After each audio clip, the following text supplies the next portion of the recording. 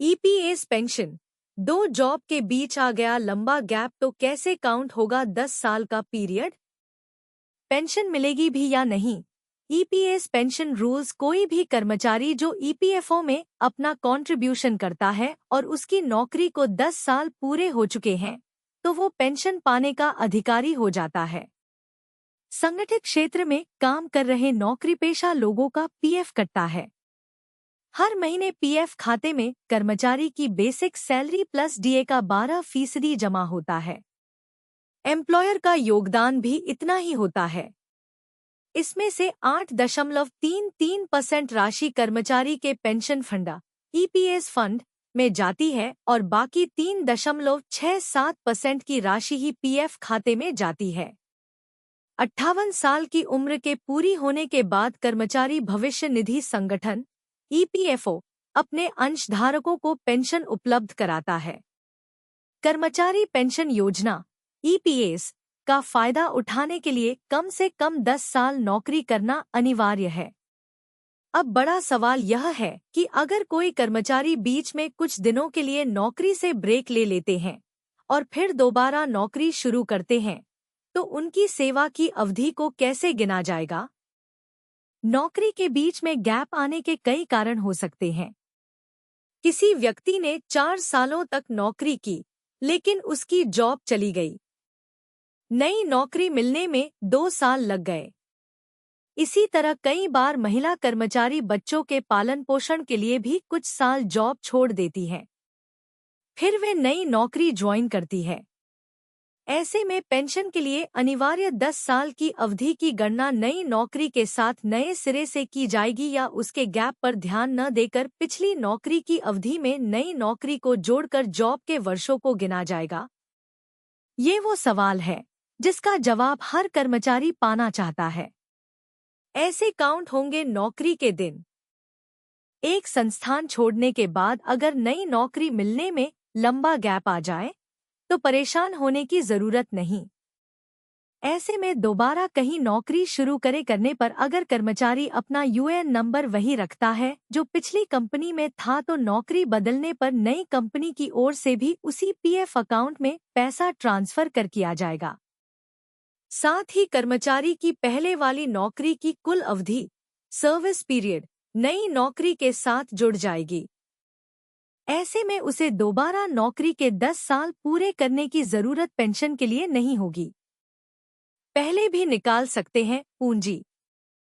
EPS pension पाने के लिए 10 साल तक ईपीएफओ अकाउंट में अंशदान जरूरी है, यानी 10 साल तक नौकरी करना जरूरी है। अगर कोई कर्मचारी 10 साल तक नौकरी नहीं करता है तो वह पेंशन पाने का हकदार नहीं है। हाँ, वह अपने पेंशन खाते में जमा रकम की निकासी कर सकता है। इस स्थिति में पेंशन राशि की निकासी पर ईपीएफओ कोई ब्याज नहीं देता। जैसे ही इंडिया गठबंधन की सरकार आएगी, अग्निवीर योजना करेंगे खत्म, पुरानी पेंशन व्यवस्था करेंगे लागू। राहुल गांधी ने कहा कि केंद्र में उनकी सरकार बनने पर पुरानी पेंशन व्यवस्था लागू की जाएगी, जीएसटी में बदलाव किया जाएगा, आशा और आंगनबाड़ी सेविकाओं को मिलने वाले मानदेय को दोगुना कर दिया जाएगा तथा मजदूरों के लिए प्रतिदिन की मजदूरी 400 रुपए तय की जाएगी। कांग्रेस के पूर्व अध्यक्ष राहुल गांधी ने केंद्र में सत्तारूढ़ भारतीय जनता पार्टी बीजेपी पर संविधान को खत्म करने की कोशिश करने का आरोप लगाते हुए कहा कि इंडिया गठबंधन उसके इस प्रयास को विफल कर देगा। बिहार में अपनी पहली चुनावी रैली को संबोधित करते हुए गांधी ने लोकसभा चुनाव में 370 से अधिक सीट जीतने के बीजेपी के दावे पर कहा, उनकी संख्या 150 से आगे नहीं जाएगी। राहुल गांधी ने कहा, इंडिया गठबंधन लोकतंत्र और संविधान को बचाने के लिए लड़ रहा है, जिसे बीजेपी आरएसएस खत्म करने की कोशिश कर रहे हैं। कांग्रेस के पूर्व अध्यक्ष ने कहा, देश के गरीबों, दलितों और आदिवासियों को जो कुछ भी मिला है वह संविधान के कारण है। अगर संविधान को खत्म कर दिया गया तो सभी चीजें खत्म हो जाएंगी। उन्होंने नरेंद्र मोदी सरकार पर अत्यधिक अमीरों की समर्थक होने का आरोप लगाते हुए दावा किया, उनके शासन में केवल 22 लोगों के पास 70% आबादी के बराबर संपत्ति है। हम इसे बदलना चाहते हैं। राहुल गांधी कांग्रेस द्वारा अपने घोषणा पत्र में किए गए वादों का जिक्र करते हुए कहा कि इंडिया गठबंधन की सरकार बनने पर युवाओं को रोजगार पाने के अधिकार के तहत अप्रेंटिसशिप करने वालों को 1 लाख रुपए और प्रत्येक महीने 8,500 रुपए प्रदान किए जाएंगे।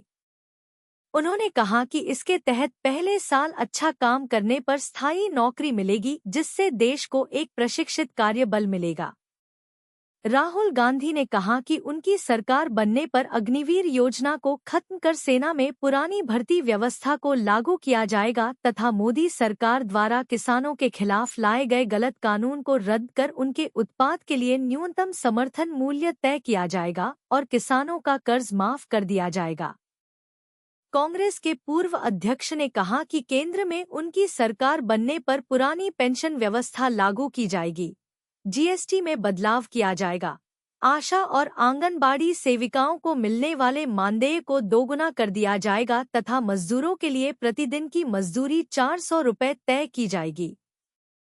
उन्होंने इस अवसर पर लोगों से भागलपुर, किशनगंज और कटिहार से कांग्रेस उम्मीदवार अजित शर्मा, तारिक अनवर और मोहम्मद जावेद और बांका और पूर्णिया से सहयोगी दल राजद के प्रत्याशियों जयप्रकाश यादव एवं बीमा भारती को अपना समर्थन देकर केंद्र में इंडिया गठबंधन की सरकार बनाने की अपील की।